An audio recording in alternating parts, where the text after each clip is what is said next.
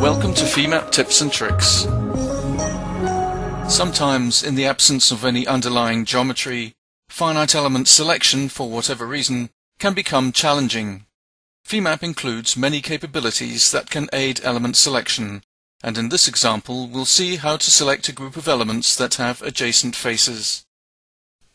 Consider this simple finite element model of a piston, and suppose that there is no underlying geometry available. We wish to create a group containing all of the elements of the top face, and will use Femap's adjacent face picking capability to select all of the relevant elements.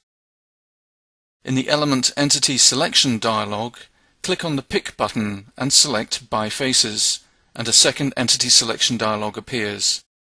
Here you need to select the general group of elements that includes the subset of elements you eventually want to end up with.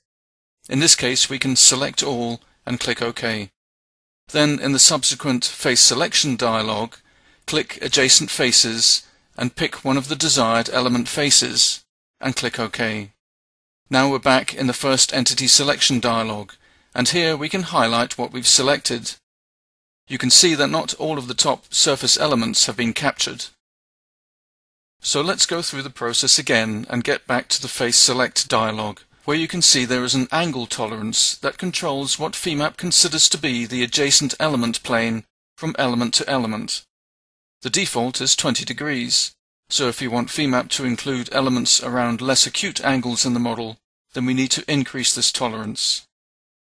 Now we have all the elements that make up the top face of the piston model, which we can put into a group.